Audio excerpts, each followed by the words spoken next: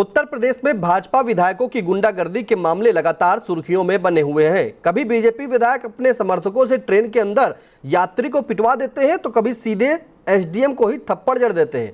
और ये सब तब हो रहा है जब लगातार बीजेपी ऐसे जनप्रतिनिधियों और नेताओं पर कार्रवाई कर रही है, लेकिन फिर भी वह सुधरने का नाम नहीं ले रहे। इसके पीछे का सबसे बड़ा कारण है कि एक पुरानी कहावत है कि पेड़ बोए बबूल के तो आम कहां से पाओगे।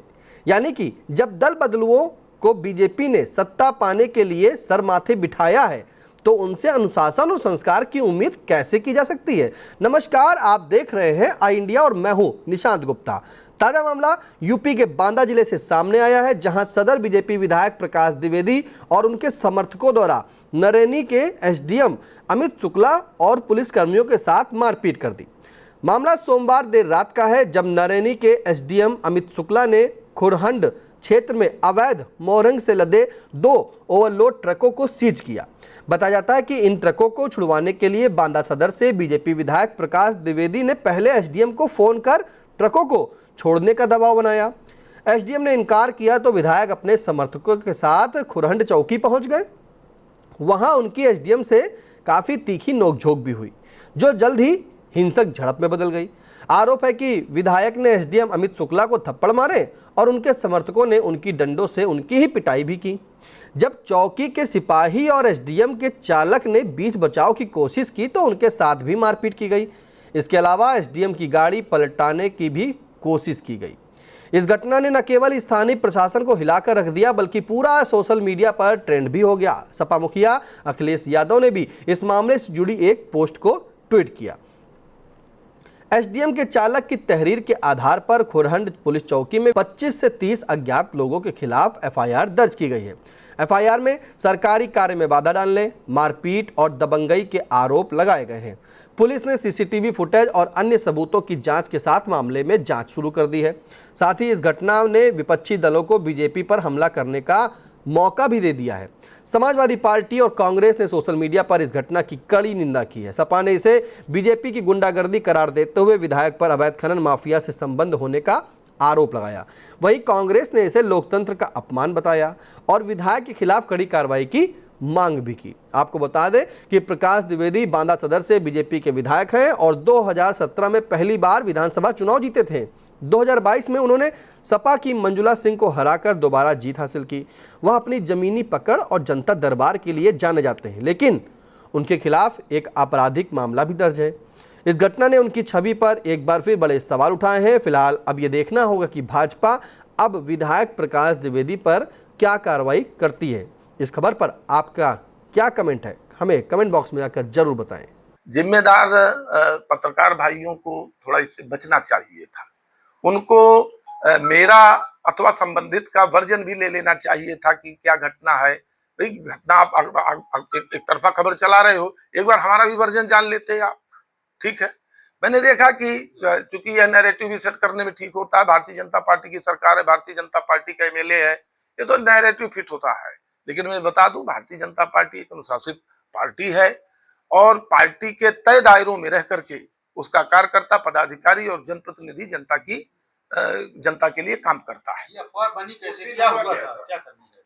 दूसरी चीज मैं ये देखिए, मैं बता दूं कि कुछ दिनों से शिकायतें आ रही थी कि यहाँ ये है, सुनते रहते थे।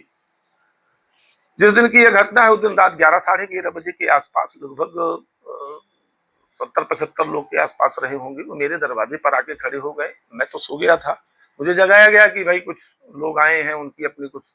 तो मैं गया बाहर, मैंने पूछा क्या मामला है। बोले वो मारपीट हुई है और जो शिकायतें काफी दिनों से मिल रही थी कि अवैध वसूली है, एंट्री को लेकर के कुछ कंप्लेन्स हैं और सौहार्दपूर्ण वातावरण पर वार्ता हुई। मैं फिर कह रहा हूँ, सौहार्दपूर्ण वार्ता हुई। कोई आप चाटा मारने की बात करते हैं, गाली गलौज तक की कोई हट्टाक तक की कोई बात नहीं। नंबर 1। दूसरी चीज ये कहा गया कि ट्रक छुड़ाने विधायक जी गए थे। एक आरोपी ये भी मैं देख रहा था। ट्रक चौकी में खड़ा है, एसडीएम पैगंबरपुर पर है, ट्रक और उनमें 12 किलोमीटर का अंतर है। वो सीज करके जा चुके थे घंटों पहले। जो चीज सीज हो जाती है उसकी छूटने की एक लीगल प्रक्रिया है। वो सही बंद हुआ, गलत बंद हुआ, वो बात का विषय है।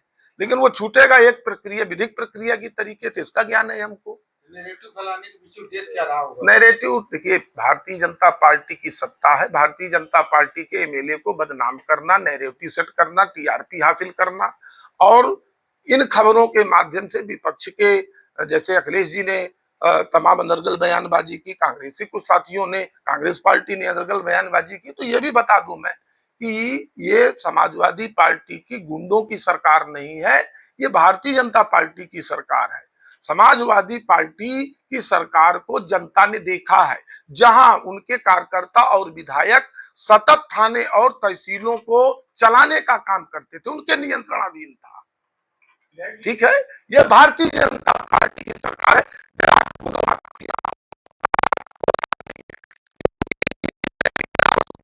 एक स्वच्छ शासन प्रशासन की पद्धति का जो पैमाना सेट किया है, वो दूसरे राज्यों के